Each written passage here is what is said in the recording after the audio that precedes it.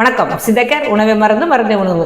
எள்ளை பற்றி பார்க்கலாமா இன்னைக்கு? சாதாரணமாக எள்ளு வந்து நம்ம முக்கியமாக முறுக்கு சுடுறதுலேருந்து எள்ளு உருண்டை சாப்பிட்றதுலேருந்து எள்ளை வந்து இப்போ நம்ம நிறைய யூஸ் பண்ணிக்கிட்டே வருவோம். அது ரொம்ப நல்லது. அதுவும் பூ பெய்தின பெண்களுக்கு எள்ளு வந்து தொடர்ந்து கொடுத்துட்டு வந்தால் இர்ரெகுலர் பீரியட்ஸ் அவங்களுக்கு குணமாகும்.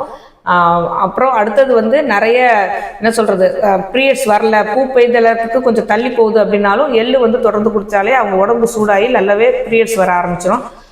முக்கியமாக எள்ளை பற்றி பொதுவாக நமக்கு தெரியும், நல்லெண்ணெய் பற்றியும் தெரியும்.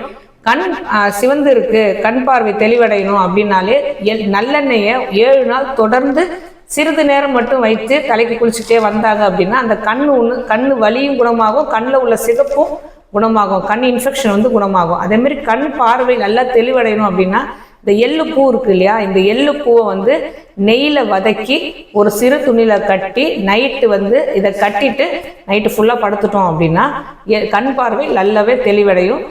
நம்ம உடம்புல ஏதாவது கட்டி இருந்தாலும் எள்ளு இலையை வந்து நெய்யில் வதக்கி அதை வந்து பற்று மாதிரி அந்த கட்டிகள் மேலே போடும் போது அந்த கட்டிகள் நல்லா பழுத்து உடஞ்சி அதில் உள்ள கட்டியில் உள்ள எல்லா நச்சு வெளியேறின பிறகு அந்த கட்டி தானாகவே அமுங்க ஆரம்பிச்சிடும். அதனால் எள்ளு பூவு வேறு அதோட இலை இது எல்லாமே நம்ம மருத்துவ குணம் வாய்ந்தது. எள்ளு மட்டும் யூஸ் பண்ணணும்னு தேவையில்லை. அடுத்தது அந்த செடி கிடைச்சா கூட இந்த மாதிரி பூவை நெய்யில் வதக்கி கண்ணில் கட்டுறதா இருந்தாலும் சரி, இலையை வந்து நெய்யில் வதக்கி இந்த மாதிரி கட்டு போட்டு அந்த கட்டியை உடைக்கிறதா இருந்தாலும் சரி, எள்ளு இது மாதிரி நிறைய யூஸ் பண்ணிக்கிட்டே வரலாம்.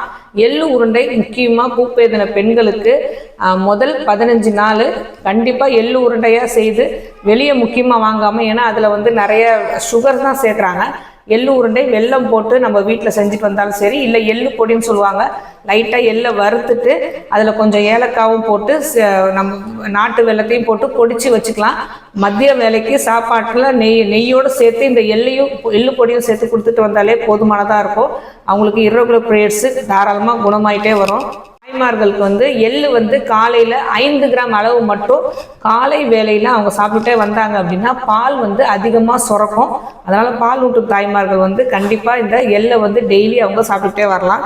அடுத்தது எள்ளை நம்ம உணவில் தொடர்ந்து சேர்த்துக்கிட்டே வந்தோம்னா உடல் வந்து நல்ல உரமாகும் அப்படின்னு சித்தர்கள் சொல்கிறாங்க.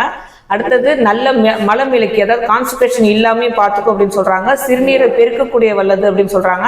ஆனால் உடம்பு சூடாக இருக்கிறவங்க வந்து இந்த எள்ளை வந்து பார்த்து தான் சத்து மருத்துவர்களை அணுகி அவங்களோட ஆலோசனை பேர்லாம் எள்ளை வந்து தொடர்ந்து சாப்பிட்ணும்.